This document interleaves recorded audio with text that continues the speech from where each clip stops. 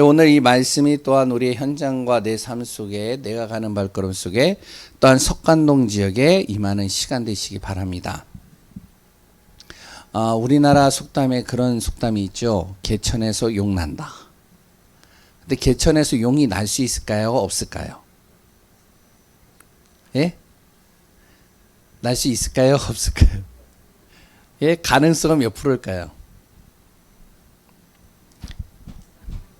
예? 몇 프로가 될까요? 옛날에 이제 우리가 많이 들었던 내용이죠. 맹모 삼천지교라는 내용이 있죠. 맹자의 어머니가 그 맹자를 교육시키는데 이사를 3번 갔다라고 그러죠. 그걸 이제 맹모 삼천지교라고 그러는데 처음에 이사를 간 곳이 어디죠? 이제 시장통을 갔대요. 시장통을 갔는데 이제 아이를 이렇게 봤더니 그 아이가 매일같이 입버릇으로 이야기하는 게 뭐냐면 항상 시장에서 이야기하는 것처럼 싸요 싸요. 그리고 또 이제 뭐 하여튼 여러 가지 시장에서 이야기하는 내용들을요 계속 머리에다 담는 거예요. 그래서 어머니가 안 되겠다 싶어가지고 그 다음에 어디로 갔죠? 아주 조용한 곳으로 가야겠다. 시끄럽지 않은데. 그래서 조용한 데를 갔어요. 근데 어디냐? 무덤이에요. 무덤 옆으로 갔는데 그 무덤 옆에서 계속 있는데 아이가 또 입에서 무슨 말을 계속 하냐면 이런 말을 한다고 그러죠. 에고, 에고, 에고. 그러니까 이제 아이가 이런 거를 계속 보다 보면은 아이가 굉장히 뭐냐면은 회의론자가 되고 부정적이 되어지고 그리고 또 인생의 허무함을 느끼고 그럴 것 같아서 또 이사를 갔다 그러죠. 그래서 그 다음에 어디로 갔다고요? 서당으로 갔어요. 서당 옆으로 이사를 가니까 그 서당 옆에서 이제 이 아이가 계속 듣는 게 이제 학문을 계속 들으니까 이제 이 아이가 이제 그때서부터 바뀌어져 간다. 이런 얘기들이 있었죠. 다시 얘기하면 오늘 무슨 얘기를 하려고 하냐면 현장입니다. 우리의 현장이에요. 이 현장이 바뀌지 않으면 안 됩니다. 그래서 오늘은 제목이 뭐냐면 현장 치유예요. 우리가 영적인 치유 필요하죠.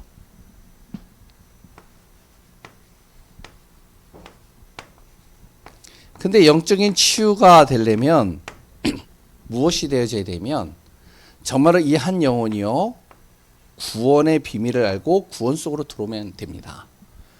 그러면 구원의 비밀을 누리는 순간부터 이 사람의 영은 치유되기 시작하는 거예요. 왜냐하면 예수 그리스도를 통해서 죽어있던 내 영이 살아나는 거잖아요. 그랬던 우리는 또 무엇을 얘기를 하냐면 아야 죄송합니다. 정신치유를 또 얘기를 합니다. 지금 이제 심각하죠. 정신치유가 되려면 무엇을 해야 되냐면 성경대로 얘기를 하면요. 말씀을 계속 들어야 됩니다. 그냥 말씀이 아니죠. 율법적인 말씀, 그리고 또한 여러 가지 종교적인 말씀, 교육적인 말씀보다 어떤 말씀이면 복음의 말씀을 계속 들어야 돼요. 그러면 어떻게 되냐? 생각이 바뀌고요, 마음이 바뀌고요. 그러면 삶이 바뀌기 시작하는. 그러니까 무엇이 되어져야 되냐? 정신치유. 정신적인 문제 있는 사람, 그랬단 정신적으로 약한 사람, 항상 염려, 걱정, 근심 속에 있는 사람, 정신적으로 스트레스 받는 사람, 여러 사람들이 있죠. 말씀을 계속 묵상하도록 만들어야 돼요. 말씀이 들려져야 돼요. 말씀이 들어가야 돼요. 그때서부터 이 사람이 치유는 시작되는 겁니다. 또 우리는 또 뭘 얘기를 하면은 삶에 대한 부분 치유가 돼야 된다고 그러죠. 삶이 엉망인 사람들이 있잖아요. 규모가 안 잡혔어요. 여러 가지가 좀 잘 안 돼요. 그러니까 이제 이런 사람들이 그리고 또한 삶 속에서 계속 하는 일마다 안 되고 삶 속에서 계속 실패하고 무너지는 거예요. 그러니까 힘들죠. 답답하죠.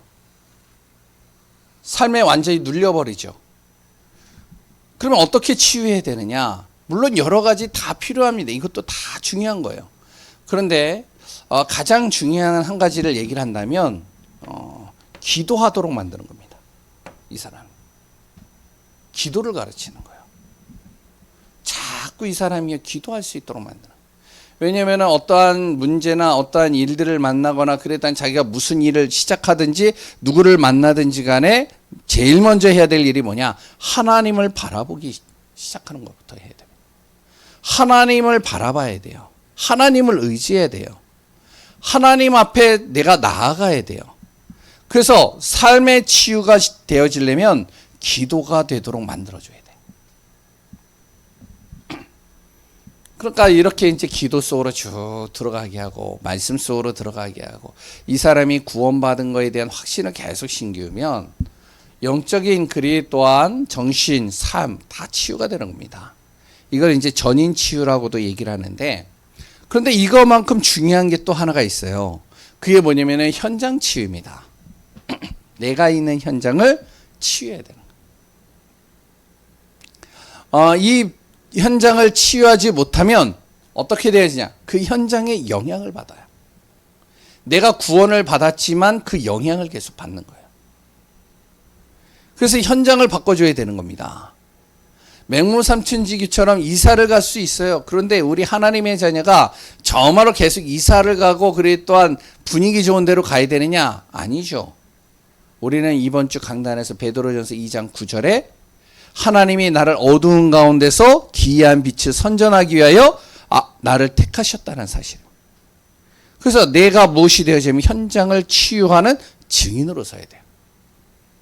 대표적인 곳이 우리 이제 나라의 섬 중에 백령도라는 섬이 있죠. 그 백령도의 섬에서요, 목회자들이 엄청 많이 나왔어요. 제가 아는 이제 인천에 있던 그 목사님도 백령도에서 이제 살았었습니다. 근데 그 백령도가 어떻게 이렇게 기독교가 형성이 되어지고, 그리고 또한 어떻게 목사님들이 많이 나오게 되어졌느냐. 거기에 이제 어떤 젊은 지사님들이 오셨는데, 백령도에요. 이분들이 항상 옷을, 양복을 입고 깔끔하게 옷을 입고, 주일마다 뭘 하나 딱 들고, 그래서 기쁜 얼굴로 막 가는 거예요. 근데 이제 그 섬 사람들이 그걸 보니까 희한하고 놀랍잖아요. 섬에 그런 사람이 없잖아요. 육지 사람이 와가지고 양복 딱 입고 깔끔한 목장으로 가니까, 야, 부모가요. 그 목사님도 그러더라고요. 자신의 부모가 뭐라고 하면, 야, 너 저분들 따라다녀라. 섬에 있는 너가 저 사람들 따라다녀. 저 사람들이 가는 곳 가봐라. 그래서 가기 시작한 것이 교회입니다. 그냥 옷만 잘 입고 예배드리러 정말로 가기만 했는데도 섬에 있는 사람들에게 소문이 나는 거예요. 그래서 자녀들이 가는 거예요. 왜냐하면 섬 사람들 애들 모습 알잖아요. 예? 그러니까 야, 무태서 왔으니까 저 사람들에게 뭔가 배울 게 있어. 따라다녀. 그래가지고 예수 믿게 되어지고, 그리고선 거기서 교육을 받게 되고, 그리고 어떻게 되냐. 그 아이들을 통해서 그 현장이 바뀌기 시작합니다. 계속 목회자들이 나오고. 신안이라는 섬이 있죠. 전라도에. 잘 아시죠? 그랬던 여수라는 곳 아시죠? 여수에 이제 제가 아는 목사님이 계신데, 그 목사님이 그래요. 여수는 목사님들이, 어떠한 공무원과 어떤 교육자보다 1순위에 있대요. 우선순위. 왜냐? 기독교 인구가 40% 이상이 된대요. 그러니까 다 교회 다녀요. 대부분이. 그럼 어느 정도냐? 목사님이 개척을 한다 그러면은 너도 나도 다 도와준대요. 그래가지고 이제 뭐 아무튼 전혀 관계가 없는데, 그 목사님도 여수에 딱 있는데, 어떠냐면은 관계도 없는데 개척하고 이제 뭐 교회를 세운다고 하니까 와가지고 뭐라 그러면은 전혀 일면식도 없는 사람이 피아노 내가 해주면 안 되겠습니까? 뭐 강대상은 필요하십니까? 이러는 거예요. 근데 교회가 많아요.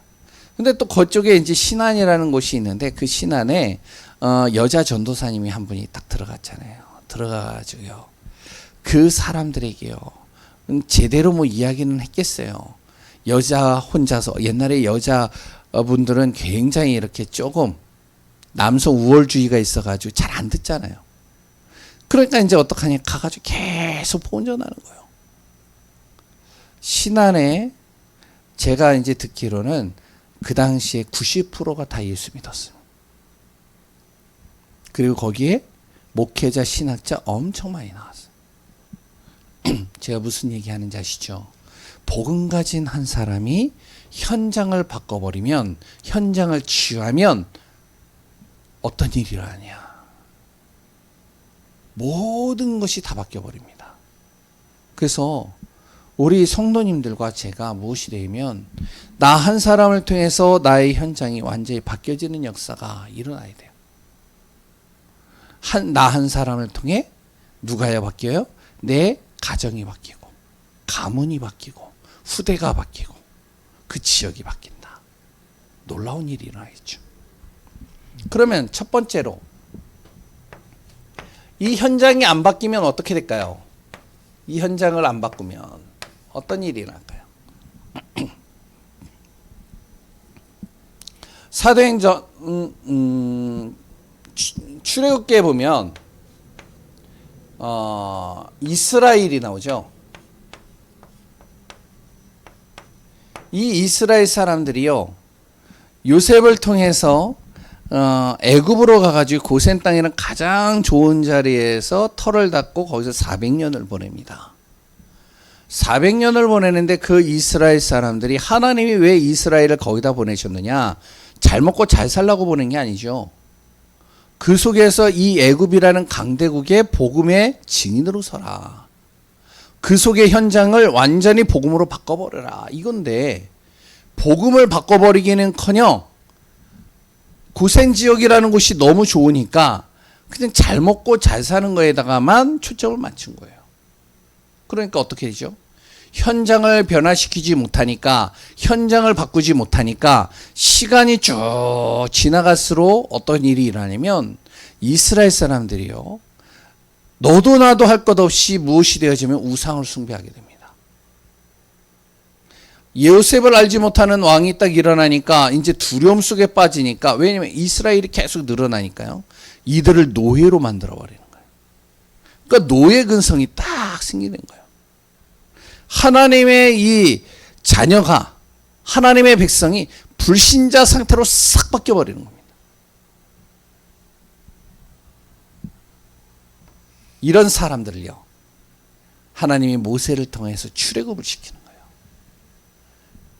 애굽에서 빠져나왔는데, 구원 받았는데 상태는 어떠냐? 현장에 있던 그 상태가 고스란히 담고 있는 거예요. 노예 근성, 불신자 상태, 우상 숭배. 그는 틈만 나면 우상 만들고, 틈만 나면 불신앙하고, 틈만 나면 어떠냐? 정말로 항상 노예 근성 속에 안 바뀌는 거죠. 가나안 땅을 정탐하러 딱 보내는데, 수요일 날도 이야기를 했었죠. 가나안 땅을 정탐하러 딱 보냈는데 이들의 가지고 있는 그 생각을 가지고 그 현장을 딱 가버리니까 자기의 현장을 바꾸지 못했으니까요, 어떻게 되어지죠? 가나안에서 보는 것이 영적인 건 전혀 못 보는 거예요. 결국엔 그걸로 40년 고생하고, 출애굽했던 이스라엘 사람들 중에 바로 2명 빼고는 다 광야에서 죽잖아요. 렘넌트들만 거의 대부분이 가나안 땅에 들어가잖아요. 두 번째, 현장을 바꾸지 못하면 어떤 일이 일어나냐? 요한복음 5장 1절에서 18절까지 보면 여기에 38년 된 병자가 나옵니다. 38년 동안 굉장히 힘든 생활을 보냈던 병자예요. 근데 이 병자가요, 정말로 그 현장에 이 사람들이 복음으로 바뀌어지지 않으니까 무엇만 찾느냐? 병든 사람이요, 신비한 능력만 찾아 돌아다니는 거예요. 갈급한 거죠. 신비한 능력만 찾아 돌아다니다 보니까 베데스다 연못에 무엇이 바로 거기에 이제 물이 동하면 천사가 내려와서 거기에 딱 임한다. 제일 먼저 들어가는 사람이 치유가 된다. 진짜 그런지 안 그런지 모르겠지만 사람들이 구름대처럼 모이는 거예요. 이스라엘 사람들이. 거기에 예수님이 서 있는데도 모르는 겁니다. 현장을 안 바꾸면요, 자꾸 무엇을 쫓아가냐면요, 신비한 능력을 따라서 갑니다. 뭔가 대단한 능력 있는 곳을 따라다니죠. 오늘 본문에 사도행전 8장 8절에 보면 그 성에 큰 기쁨이 있더라. 사마리아 성을 얘기를 하는데요. 이 사마리아 성이 어떠한 곳이냐면 복음이 거의 들어가지 않은 종교생활하는 사람들이에요. 종교생활하는 그 현장에 복음이 딱 들어가 버린 겁니다. 복음이 안 들어갔을 때는요, 종교생활했던 그 사마리아 땅에 어떤 일이 생겼냐면 계속 질병 걸린 사람들이 나타나고 귀신 들린 사람들 나타나고 계속 우상숭배가 끊임없이 일어나는 거예요. 현장을 변화시키지 못하면 종교생활 속에서 계속 이런 문제 속에 빠져버립니다. 거기에 빌립이라는 집사가 복음 들고 가버렸죠. 현장이 바뀌는 거예요. 사도행전 13장에 보면 5절에서 12절인가요? 거기에 보면 바로 바보라는 섬이 나오는데요. 그 바보라는 섬에 무속인이요, 그 섬을 완전히 장악해버린 겁니다. 그 현장을요. 그러니까 여기에 복음으로 이 현장을 바꾸지 못하면 어떤 일이냐, 한 지역이요, 무속인에 의해서 모든 것이 좌지우지 되는 거예요. 총독도요, 거기에 지도자도요, 엘리트들도요, 대단한 높은 권세를 가진 사람들도요, 다 무속인의 영향을 받는 거예요. 지금도 그렇잖아요. 그 현장에 복음이 한 번도 전달되어지지 않으니까 귀신이 자기를 이용하는지도 모르고 거기에 끌려다니는 겁니다. 쭉. 무속인이 하는 대로 따라가는 거예요. 지금도 이런 사람 많잖아요. 그게 귀신의 장난인지 모르는 거예요. 영적으로 둔해져 있으니까. 여기에 바울과 바나바 두 사람이 팀이 돼서 딱 들어갔는데요. 가가지고 복음을 딱 선포하는데 어떤 일이 하죠? 무속인의 그 귀신이 꺾여버리는 거예요. 흑암이 무너지는 겁니다. 현장을 바꾸지 못하면 이렇게 되는 겁니다. 계속 그 우상 숭배에서 있었던 그 현장의 틀을 계속 가지고 있어야 되고요. 그리고 또 뭐냐, 항상 문제와 어려움이 오면 신비한 능력을 찾아서 뭔가 능력 있는 사람들을 찾아서 다녀야 되고요. 그래 또한요, 종교 생활해야 되고요.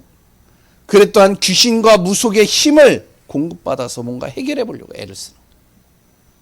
우리의 현장도 똑같습니다. 내가 있는 그 현장에 복음이 선포되지 못하면, 그 현장을 변화시키지 못하면, 그 현장을 정말로 치유하지 못하면 결국에 이렇게 돼버려요. 우리 가정도 그렇고 현장도 그래요. 그래서 우리가 석간동 지역에 돌자 하는 게 그겁니다. 이제 또 다른 데도 이제 계속 하겠지만 일단 가서 복음의 빛을 발하자. 복음의 빛을 발해서 거기에서 복음을 정말로 들어야 될 사람이 있다면 복음 선포하자. 그래서 이번 주 주일날 구원의 길 경연대회를 하는데 몇 명이나 할까요? 여기 있는 분들은 다 하시겠죠? 김지영 장로님. 왜 고개를 절레절레 흔드시나요? 예? 예? 아, 바쁘다고요? 시간 여유 드리겠습니다. 예. 아니, 예배 드릴 때 해요. 예. 아무튼 몇 명이나 할지 이건난 장로님 하시죠? 예, 아무튼 그때 뵙겠습니다. 그 현장을 바꿀 그 한 사람, 그 한 사람이 필요한 겁니다. 현장 치유는요. 많이도 필요 없어요. 한 사람이면 돼요. 아까 얘기했잖아요. 그 전도사 한 사람이요, 신안 땅에 딱 들어갔는데요, 가가지고 복음을 선포하는데요, 그 지역의 90%가 다 예수 믿어요. 여수나 아니면 신안이나 어떤 곳이죠, 완전히 이 여러 가지 그때 6.25 때 여러 가지 좌익과 좌파 여러 가지들로 인해서 사람들이 많이 죽었잖아요. 엄청나게 많이 죽었습니다. 그런데도 그 속에 기독교인들이요, 다 깃발을 들고 있었다. 아까 전에 했던 백령도에 그 한 사람, 복음의 비밀을 가지고 있는, 그냥 말도 안 하는 거 그냥 책만 들고 갔는데 그것 따라서 오는 거예요. 복음 가진 한 사람, 그 한 사람이면 된다는 겁니다. 이 사람이 무엇을 가지고 있어야 되느냐? 정확한 복음을 가지고 있어야 돼요. 누구를 만나든지 간에 복음 전할 수 있는 완전히 그리스도로 정확하게 충만해 있는 사람, 이런 사람이어야 됩니다. 그래 또한 이 사람은요, 영적 사실을 알아야 돼요.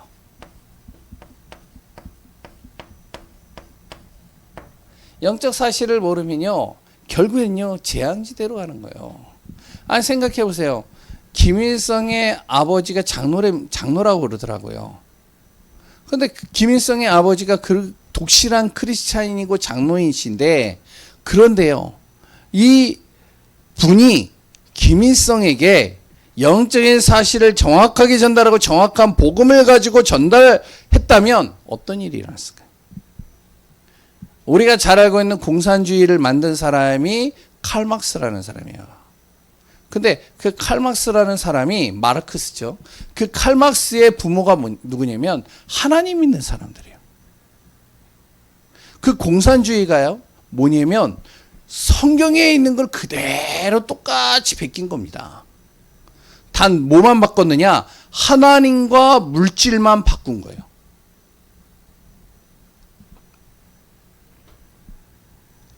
복음을 정확하게 가지고 있지 못하니까, 영적인 사실을 모르니까 그 자녀가요, 완전히 사로잡혀가지고 재앙지대로 만들어버려요.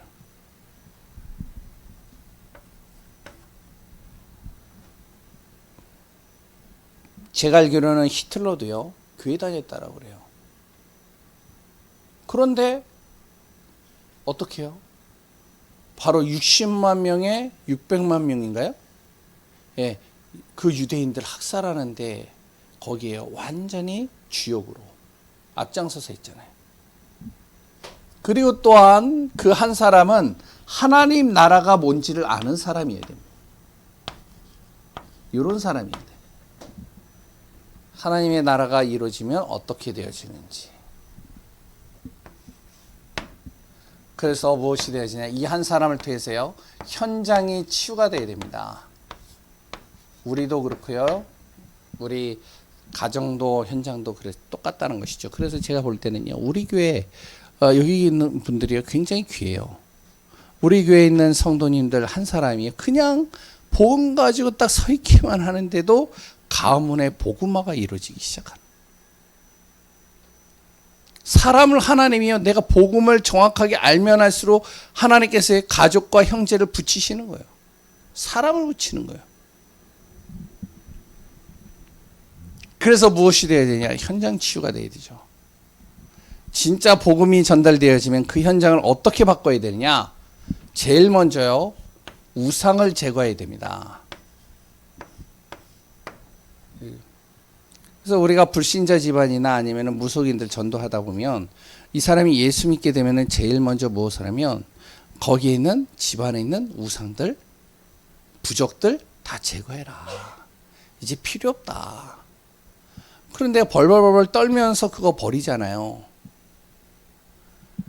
어떤 사람은 못 버리는 사람들도 있잖아요. 그래가지고 이제 왜 그걸 해야 되느냐? 자꾸 영향을 받는 거예요, 이게. 거제도에서요, 제가 부교육자로 있을 때 그 교회에 무속인이었던 분이 두 분이 와서 예배를 드려요. 근데 그 한 분은 그래도 좀 이렇게 좀 괜찮아요. 근데 한 분은요 너무 그러니까 이제 귀신에 시달리다 보니까 약간 좀 상태가 좀 안 좋으셔요. 그런데 이분은 어떠냐면 순간순간마다 꿈에 이제 뭘 보여줬다는 거예요. 그래서 누가 죽을 거래요. 와가지고 예배 드리고 끝나고 나니까 포럼할 때마다 왜? 내 꿈에 그 신령한 분이 나타나서 그걸 보여줬다는 거예요. 죽었을까요? 안 죽었을까요? 예? 자꾸 이 영향을 받아요. 이게 형상우상도 있지만 사상우상도 있잖아요. 이 영향을, 이 우상을 제거하지 않으면요, 자꾸 내 안에서 영향받습니다. 왜 하나님께서 요셉의 어머니를, 그러니까 이제 창세기죠. 요셉의 엄마, 친엄마를 왜 빨리 하나님이 데려가셨을까요? 예, 우상을 가지고 있잖아요. 드라빔이라는. 그 삼촌 집에서 가지고 왔잖아요. 몰래. 그래서 그걸 섬겼잖아요. 이 영향을 받는 거예요. 제거하는 겁니다. 히스기야가요. 그 전에 이제 왕이 굉장히 어떻게 하면은 악한 왕이었는데 여러 가지 문제를 일으키니까 히스기야 왕이요. 무엇을 했냐면 우상을 제거하는 겁니다. 중요해요. 그래서 두 번째, 우리가 정말로 복음을 정확하게 깨닫고 믿고 의지하고 인도받으면 우상뿐만 아니라요, 이 흑암의 문화, 이걸 또 제거해야 됩니다. 이 영향을 받는다니까요. 이 흑암의 문화를 계속 공급받다 보면 어떻게 하면요, 정신, 육신 문제 계속 오게 되어져 있습니다. 예수 믿는데 우리 렘넌트들이요, 예수를 믿는데 자꾸 흑암의 문화 속에 빠져들어가는 경우가 많아요. 그러니까 이제 어떤 목사님, 제가 친한 목사님이 계시는데 이 목사님의 아들이 지금 이제 좀 많이 바뀌었어요. 저번에 이제 집회 때 보니까 괜찮더라고요. 근데 어느 날 이제 목사님이 갑자기 보니까 카드를 쓰려고 하는데 카드가 안 되는 거예요. 왜 안 되지? 카드가 이제 막힌 거예요. 그래서 이제 조사를 해봤어요. 조사를 했는데 카드 이제 그 카드 값을 안 갚아가지고, 그럼 뭔 소리야? 내가 카드 값을 왜 안 갚았어? 이상하다 그래가지고 봤더니 자기도 모르게 3천만 원인가요? 쓰고 그거를 이제 갚지를 않은 거예요. 알고 보니까 자기 아들이 자기 지갑에서 카드를 빼가지고 그걸요 몰래 한 거예요. 게임 무슨 그거 이제 뭐 사는 거 있어요. 아이템들. 그게요 어떤 거는요 2억 얼마래요 하나가. 그래서 그걸 사가지고 계속 한 거예요. 자기도 몰랐죠. 그러니까 야 이게 뭐지? 그러고서 봤더니 자기가 벌써 신용 불량자가 되긴. 그래가지고 나 신용 불량자야 막 그러더라고요. 그래가지고 이제 카드사에다 전화를 하고 하니까 그거 내 아들이 이렇게 해서 했는데 전혀 그런 거에 대해서. 그래서 이제 게임사에다가 했더니 또 이제 그 아들이 이제 미성년자에서 이제 성인으로 넘어갔기 때문에, 그렇기 때문에 아버지가 아무리 얘기해도 아들의 동의가 없으면 안 된다는 것도. 완전히 잡혀가지고요. 완전히 무너졌더라고요. 그래서 그 아버지가 이제 그 아이를 살리려고 진짜로 카드 다 잘라버리고 현금만 계속 쓰고 한 몇 년 동안 계속 그걸 한 거예요. 코로나 시기에. 얼마나 힘들었겠어요.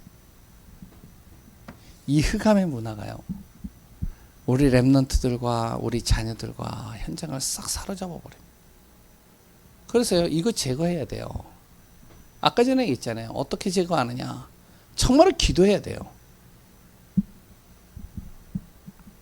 우상을 뽑아낸다고 해가지고 없어지는 게 아니잖아요. 그렇죠? 완전히 그의 생각 속에, 마음 속에, 영혼 속에 완전히 이 우상이라는 단어가, 흑암의 이 문화가 완전히 꺾여버려야 돼. 그래서 무엇을 해야 되냐?